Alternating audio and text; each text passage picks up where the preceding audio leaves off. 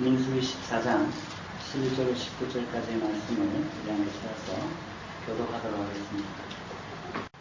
제가 성경 구약성경 218페이지 14장 11절 찾으신 줄 알고 제가 먼저 읽겠습니다. 여호와께서 모세에게 이르시되 이 백성이 어느 때까지 나를 멸시하겠느냐? 내가 그들 중에 많은 이적을 행하였으나 어느 때까지 나를 믿지 않겠느냐? 내가 저녁병으로 그들을 쳐서 하라고 내게 그들보다 크고 강한 나라를 이루게 하리라.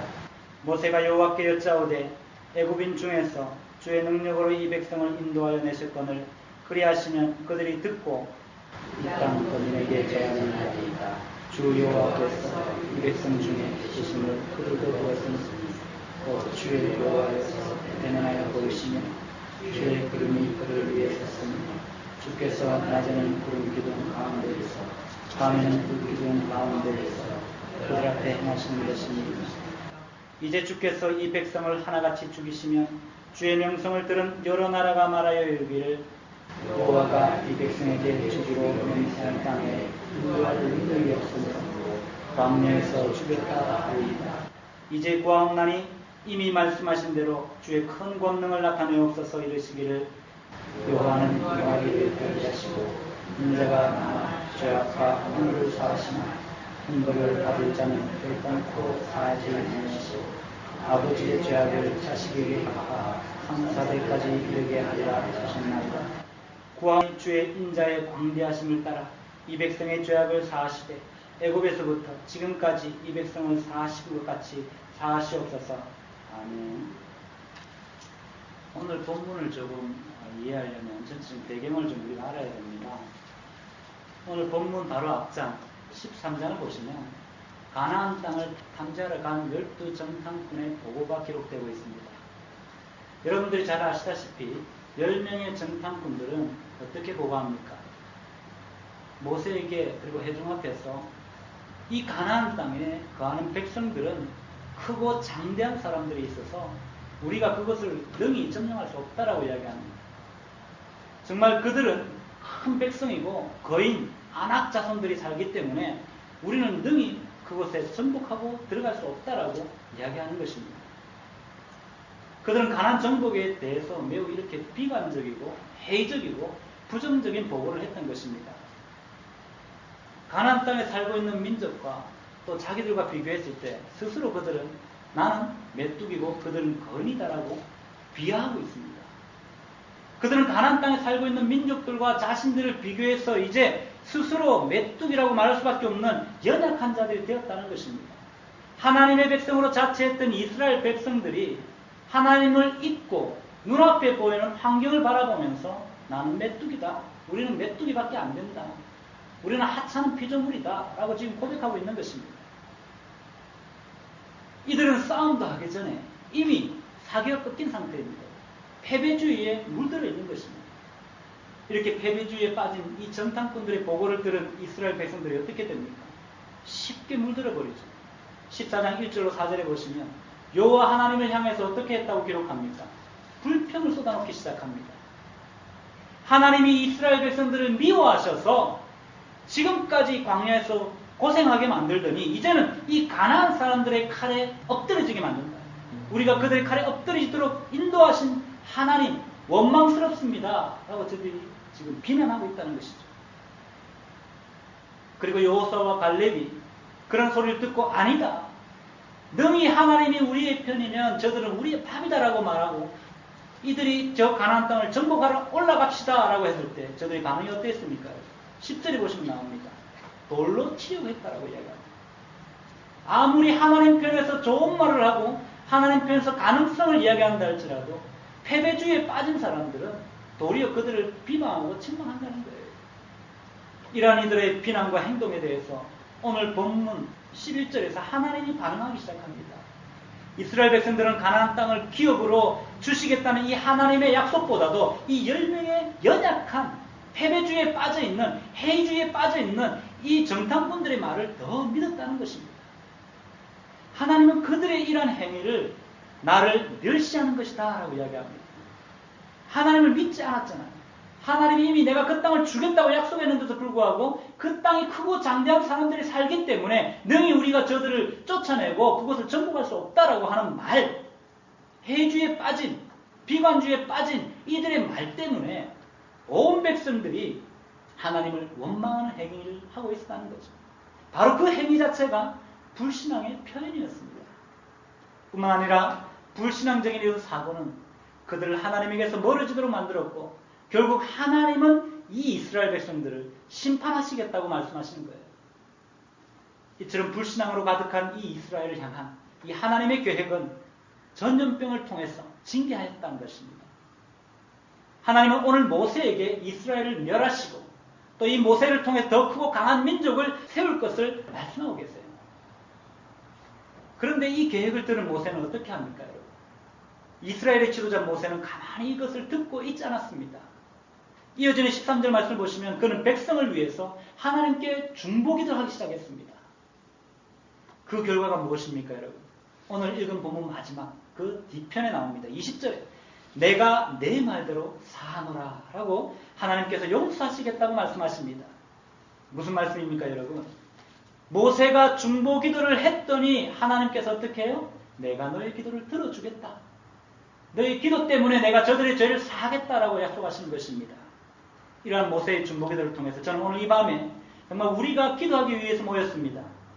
기도하는 우리가 어떻게 하면 모세와 같이 응답받을 수 있는 기도를 할 수 있는지에 대해서 말씀을 통해서 잠시 살펴보기를 원합니다. 여러분, 오늘 본문에 왔더니 하나님은요, 하나님의 명예를 위한 중보기도에 응답하시는 것을 볼 수 있습니다. 본문 15절로 16절을 보십시오. 모세는 하나님이 이스라엘을 전염병으로 징계하신다는 그런 계획에 대해서 이의를 제기했습니다. 왜냐하면 하나님이 이 백성을 전염병으로 징계하시면 하나님의 명예가 실추되기 때문이에요. 주변 국가들이 지금 현재 이스라엘 백성들을 어떻게 알고 있습니까? 하나님이 선택하시고 하나님이 이끌어온 하나님의 백성들이라고 알고 있습니다. 지금까지 그 백성들에게 놀라운 일들을 행하시고 인도해 오신 하나님이라고 알고 있어요. 그래서 주변 나라들은 그 하나님을 두려워하고 있습니다. 그런데 하나님이 이 백성을 병들어 죽게 한다면 어떻게 되겠습니까? 주변 국가들은 야, 역시 그렇지. 그 하나님이라는 그 신은 우리 신보다 약해. 정말 이 이스라엘을 가난으로 인도할 능력이 없으니까 이제 길에서 다 죽여버리는구나. 병들어 죽는 것도 하나 살려놓지도 못하는구나 라고 조롱할 것이라는 것입니다. 이럴 때 하나님의 이름이 조롱당하는 것을 모세는 염려했다는 거예요. 모세는 이러한 이유로 징계를 철회해달라고 하나님께 강청하는 것입니다. 이것은 하나님의 명예를 위한 것이었고 하나님의 영광을 위한 간구였다는 것입니다. 여러분, 이런 기도에 하나님은 응답하십니다. 우리의 기도는 어떻습니까, 여러분? 우리의 기도가 이 모세의 기도처럼 하나님의 명예와 영광을 위한 그런 기도를 드리고 있느냐 하는 것입니다. 아마도 우리 대부분은 자리에서 일어나기 전에 나와 내 가정을 위한 기도밖에 하지 않을 것입니다. 그러나 좀 더 성숙한 기도자는 오늘 본문의 모세와 같이 자신과 가족들을 위한 기도 속에서도 하나님의 영광이 드러나는 기도를 해야 한다는 것입니다. 그러므로 저와 여러분들의 그 기도 가운데 하나님 제발 이것만큼은 응답해 주셔야 됩니다. 하나님 제발 이것만큼은 허락해 주셔야 됩니다. 이거 이번에 안 해주시면 내가 하나님 떠나겠습니다 라는 이런 기도 말고요. 이런 기도에 앞서서 우리가 해야 될 바로 그 기도는 하나님의 영광을 위해서 하나님 제가 아니면 내 자녀가 이러한 일들을 할 수 있도록 이번에 이 기회를 잡을 수 있도록 하나님 허락해 주십시오 라고 기도한다면 좀 더 성숙된 기도, 업그레이드된 응답받는 기도가 되는 줄 믿습니다. 여러분, 두 번째로 본문 17절로 18절 말씀을 보시면 하나님이 뭐라고 말씀하시냐면 하나님을 간증하는 기도에 응답하셨다라고 말씀하는 거예요. 앞서 살펴보았듯이 본문 13절로 16절까지 모세는요, 이스라엘 위해서 변호한 후에 그들을 위해서 이제 기도하기 시작합니다. 17절에 보면 구하옵나니라는 이 단어가 나오죠. 그냥 구하는 게 아니에요. 이 단어는 히브리어 원어상에 보면 간청한다는 뜻의 단어를 사용하고 있습니다. 간절히 청하는 거죠. 간절함이 있다는 거예요. 이어서 모세는 이미 말씀하신 대로 주의 권능으로 나타내옵소서 다시 말해서 하나님 당신이 말씀하신 대로 당신의 권능을 이 백성들에게 나타내어 주십시오라고 간청하는 거예요. 여기서 큰 권능은 이스라엘을 약속의 땅으로 인도할 능력을 의미합니다. 그 주위에 있는 민족들이 여호와가 무능력하다고 조롱하지 않도록 과거에 이스라엘을 이 출애굽하게 하시고 낮에는 구름 기둥으로 밤에는 불 기둥으로 지키시고 그들을 보호하셨던 것처럼 또 반석에서 물이 나게 하시고 만나와 메추라기 주어서 그들을 먹게 하신 것처럼 오늘 이 자리에서 하나님이 이 패역한 백성 이스라엘이라 할지라도 이 백성을 약속의 땅으로 인도해 달라고 그 하나님의 말씀을 가지고 간절히 간청하고 있는 것입니다. 그는 광야 노중에 노하기를 더디하시는 이 하나님을 경험했고 또 그 자비가 많으시고 죄와 허물을 용서하시는 그 하나님을 경험했습니다. 그리고 그는 하나님이 죄를 반드시 처리하시는 분이심을 그는 알고 있었어요. 무엇을 통해서? 경험을 통해서. 이처럼 모세는 자신의 필요만을 하나님께 아뢰지 않고 모세는 하나님을 설득하기 위해서 그동안 자신이 경험했던 모든 것들을 가지고 하나님을 간증하면서 기도하는 거예요. 중보기도 하는 거예요. 마찬가지로 저와 여러분들의 기도도 자신이 그동안 그 경험했던 것들, 만났거나 상처받았던 것들, 그 모든 경험들을 가지고 하나님을 고백하는 것도 분명히 훌륭한 기도가 되어진다는 사실을 잊지 마시기 바랍니다. 그러므로 성숙한 기도자는 오늘 자신의 기도 내용만 집중하지 않고 이 기도를 들으시는 그 하나님께 더 집중한다는 사실을 기억하시길 바랍니다. 우리의 기도의 내용은 어떻습니까, 여러분? 정말 그 기도 가운데에서 내가 경험한 하나님을 간증하고 고백하는 그런 성숙된 기도로 하나님께 한층 더 업그레이드된 응답받는 중보기도로 하나님의 사람들이 다 되어지시기를 주님의 이름으로 축원합니다. 세 번째로 우리가 한 가지 발견할 것은 19절 말씀해 보시면 하나님은 하나님의 용서를 구하는 중보기도에 응답하시는 것을 보게 됩니다. 여기서 17절과 마찬가지로 단순히 구하는 것이 아니에요. 단순히 구하는 것이 아니라 간청한다는 것을 잊지 마십시다. 하나님께 구하는 중보기도는 여러분 마음은 없고 그냥 말로만 하는 그런 기도가 아니라는 거예요. 간절한 마음이 수반된 요청이라는 것입니다. 그래서 무엇을 구합니까? 19절에 죄사함의 은혜를 달라고 간청하는 것이죠. 다시 말해서 모세는 자신의 죄가 아닌 이 이스라엘 백성들의 죄를 용서해달라고 대신 간청하고 있는 것입니다. 그 근거는 무엇입니까, 여러분? 주의 인자의 광대하심을 따라서입니다. 다시 말해서 당신의 큰 인자를 따라서 이들을 용서해 주십시오라고 하는 것입니다. 여호와의 이름에 나타나는 그 인자하심이 용서의 근거가 된다는 것이에요. 여러분, 이렇게 기도하는데 어떻게 하나님이 안 들어주시겠어? 당신은 위대하십니다라고 하면서 당신은 긍휼이 많으신 분입니다. 당신은 인자하신 분이고 당신은 자비하신 분입니다라고 기도하시면서 당신의 자비하심으로 이들을 용서해 주십시오 하는데 왜 안 들어주시겠냐는 것입니다. 여러분, 이스라엘 백성들이 잘했다는 것이 아니잖아요. 그들이 죄를 짓지 않았다는 것이 아닙니다. 죄를 범했습니다. 그들은 마땅히 심판을 받아야 하는 자들입니다.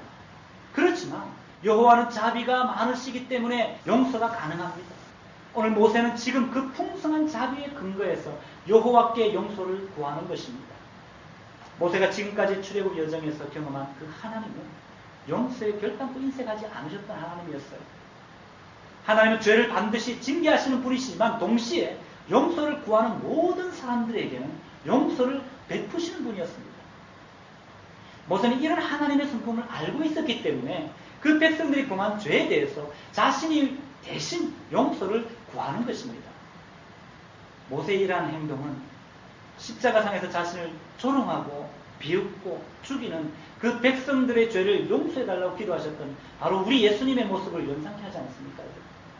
바로 이러한 기도가 응답받는 기도라고 말씀하는 거예요.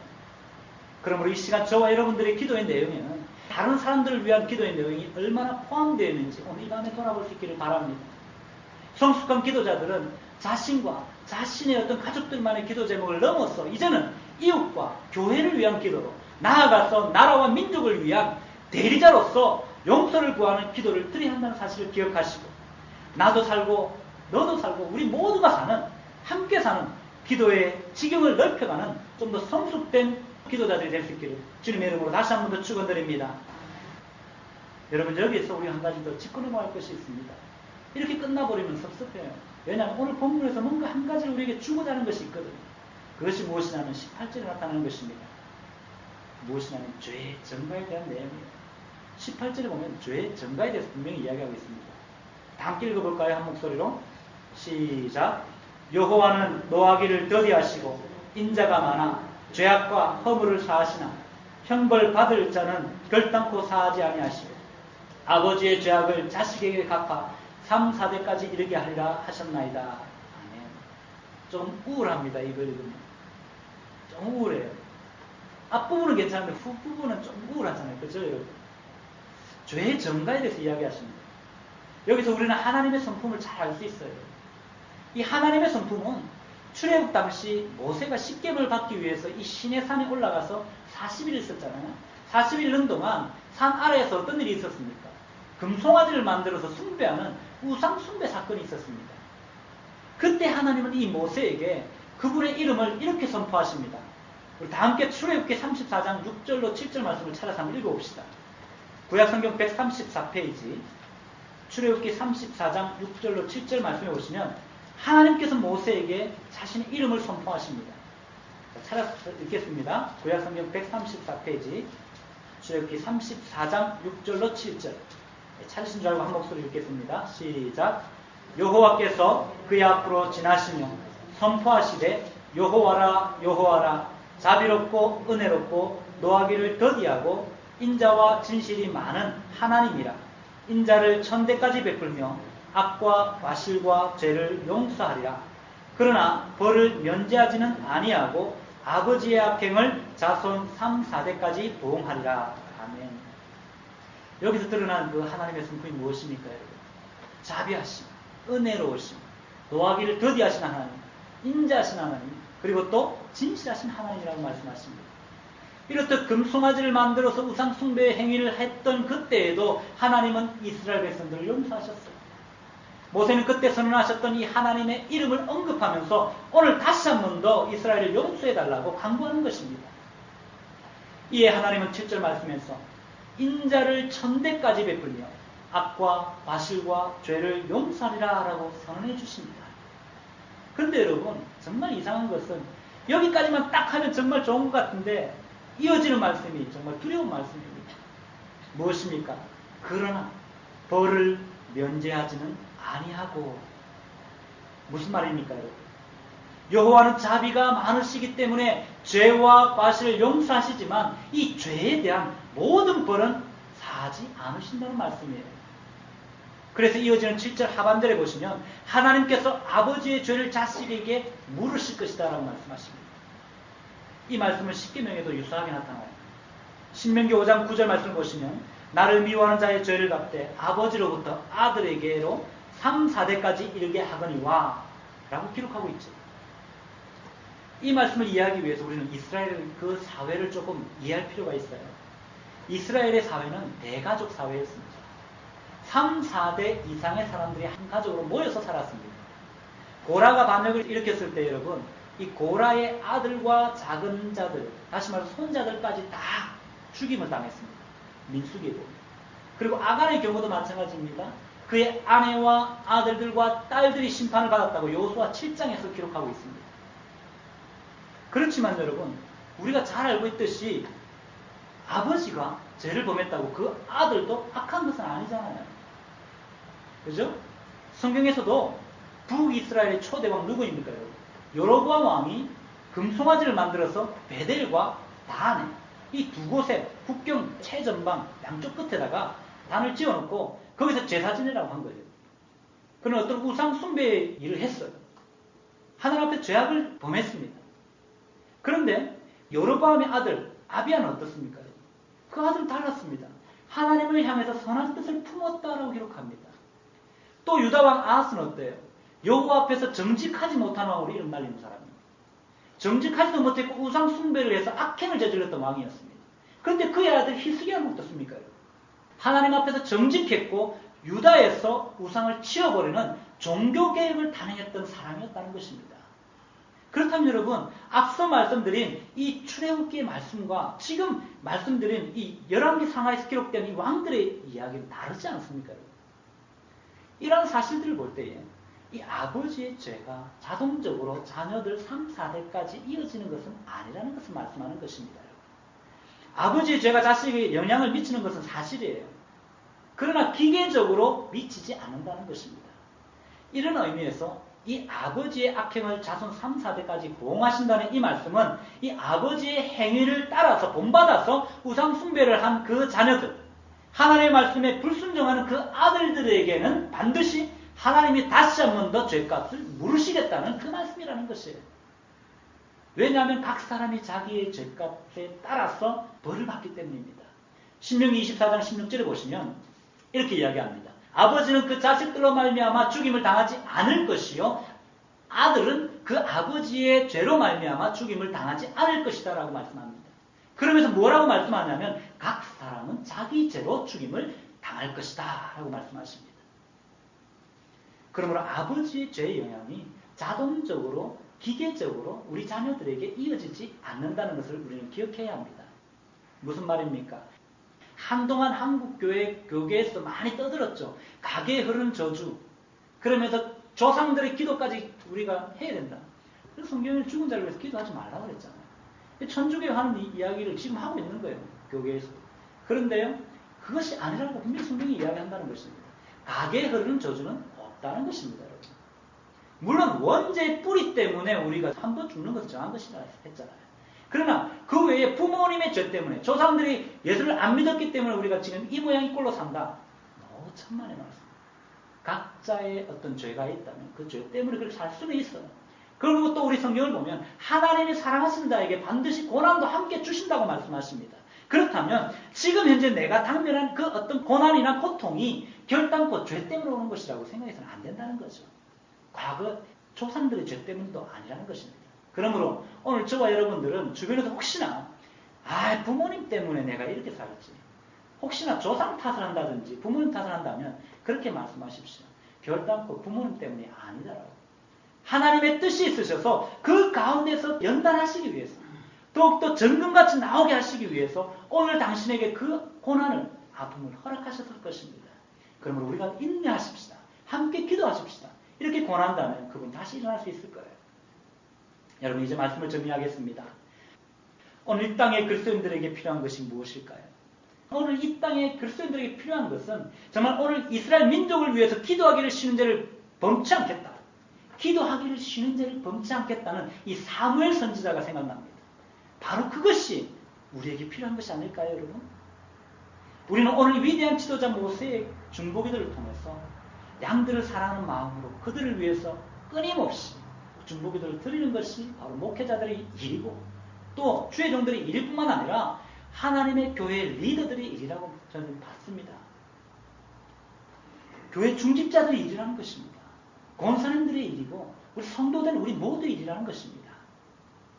뿐만 아니라 우리 성도님들이 어떻습니까? 가정에서 어미로서 아비로서 자녀들에게 이들을 양육하기 위해서 기도와 믿음으로 양육해야 하잖아요. 그럼 리더라는 것입니다. 뿐만 아니라 이웃들에게는 우리는 바른 길로 인도해야 하는 영적 리더입니다. 그렇다면 우리 모두는 영적 리더의 자리에 있기 때문에 오늘 모세가 리더로서 했던 그 일이 우리가 해야 될 일이라는 것을 기억하시길 바랍니다. 영적 리더로서 우리의 자녀들과 이웃들을 위해서 끊임없이 중보 기도를 하되 어떻게 기도합니까? 오늘 주신 말씀처럼 하나님의 명예를 위한 중보 기도를 해야 합니다. 그리고 또한 하나님을 간증하는 기도를 해야 한다는 것입니다. 마지막으로 무엇입니까, 여러분? 하나님께 내가 지은 죄는 아니라 할지라도 양들의 죄를 내가 지은 것과 같이 대신 하나님 앞에 용서를 구하는 어떤 그런 중보기도를 드릴 때 응답받는 능력 있는 중보기도가 되어진다는 사실을 잊지 마시기 바랍니다. 또한 오늘 모세의 중보기도는 예수님의 중보를 예표하는 그런 것임을 기억하시고 오늘 저와 여러분들 또한 예수님의 본을 따라서 중보기도자로 새롭게 세워지시는 모든 성도들 되시길 주님의 이름으로 축원드립니다.